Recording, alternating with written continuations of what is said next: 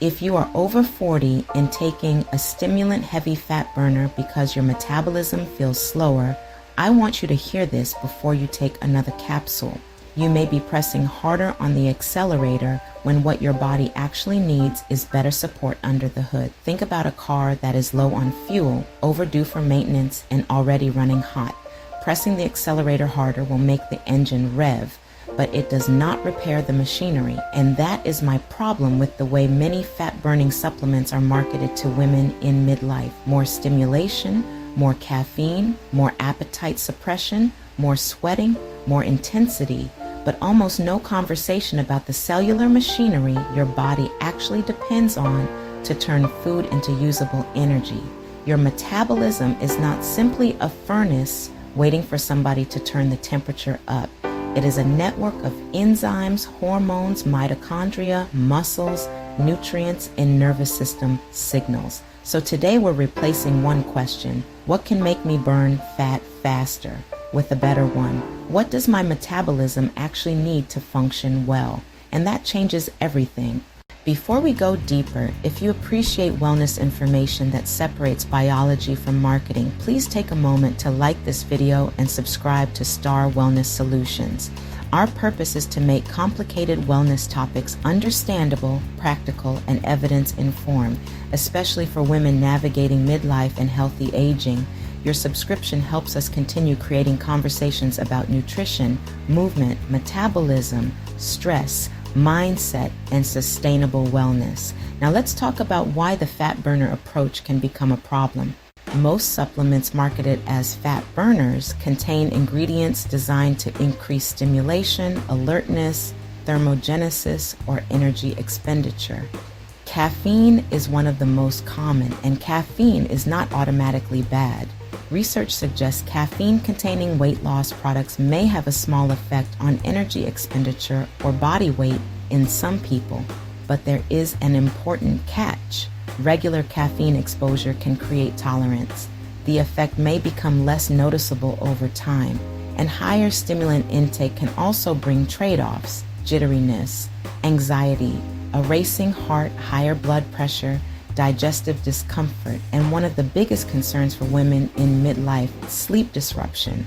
Now think about what may already be happening during perimenopause and menopause. Sleep may already be more fragmented. Hot flashes may interfere with rest. Stress may be higher. Recovery may not feel the way it did at 30. And body composition can change during the menopause transition. So if you're already exhausted and then use a heavy stimulant to override that exhaustion, you may feel more alert temporarily. But alert is not the same thing as recovered. This is what I call the burnout paradox. You feel depleted, so you stimulate yourself, you temporarily feel better. But if that stimulation interferes with sleep or leaves you more wired, anxious, or exhausted later, you haven't necessarily improved the underlying system. You've overridden the signal. And I want to be clear, caffeine does not automatically make women store fat. It does not create a mysterious survival fat storage mode. That claim goes beyond the evidence. The real issue is simpler. Stimulation is not the same thing as metabolic health. So what does metabolism actually require? This is where metabolic cofactors enter the conversation. And I want to define that carefully because I don't want metabolic cofactor becoming the next trendy wellness phrase. Your metabolism consists of thousands of chemical reactions. Many of those reactions are performed by enzymes, and some enzymes require vitamins, minerals, or other molecules in order to function properly.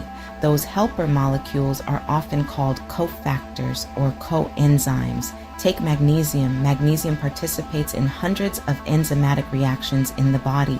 It is involved in ATP metabolism, muscle function, nerve function, glucose regulation, protein synthesis, and many other cellular processes. Then we have the B vitamins. Vitamin B2 or riboflavin helps form the coenzymes FAD and FMN, which participate in energy metabolism. Vitamin B3, niacin, contributes to NAD and NADP, molecules central to cellular energy reactions. Vitamin B6 participates in more than 100 enzyme reactions. Thiamine and pantothenic acid also contribute to the body's ability to process nutrients and generate energy. But here is the critical distinction. Magnesium does not burn belly fat. B vitamins do not switch on a hidden fat-burning mode. They support normal physiology. If you are deficient in an essential nutrient, correcting that deficiency matters. But taking twice as much does not mean your metabolism runs twice as fast. Think about metabolism as a factory. Food provides raw material. Enzymes are the machinery. Micronutrients help some of those machines function. Mitochondria participate in converting those fuels into usable cellular energy, but dumping extra raw material into a functioning factory does not automatically double production. Adequate is important. More is not automatically better. Now let's bring mitochondria into the picture. Mitochondria help convert fuels into ATP, the usable energy your cells depend on. Fatty acids can be broken down through a process called beta oxidation.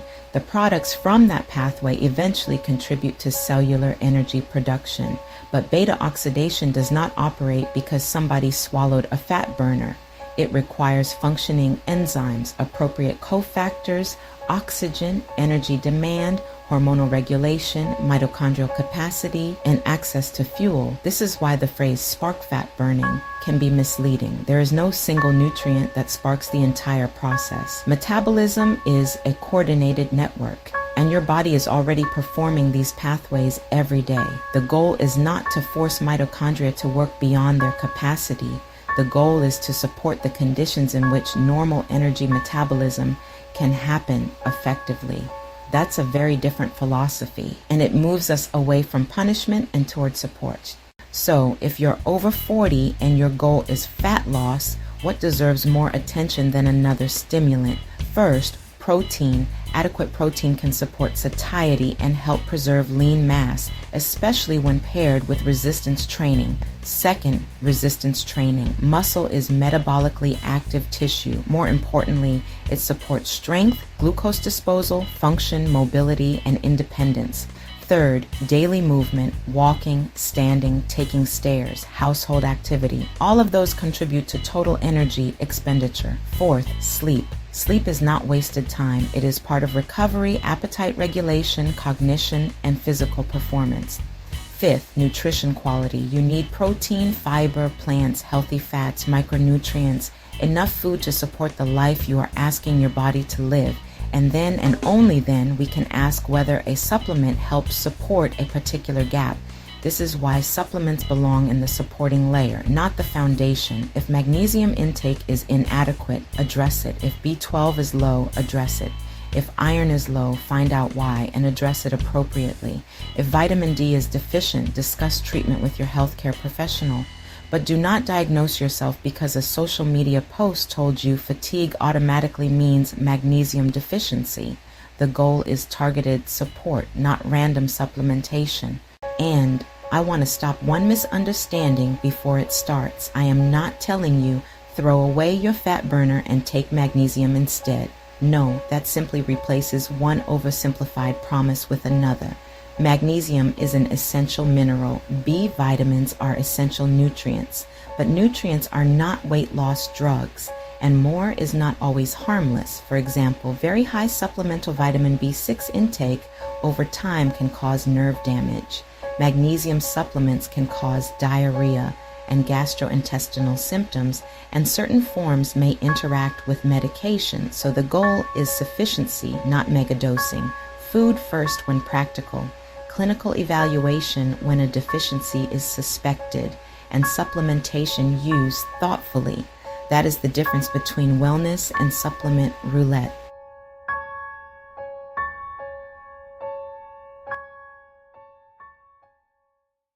So here is where I land. Your metabolism is not an engine that needs to be screamed at, and your body is not failing because it changed after 40.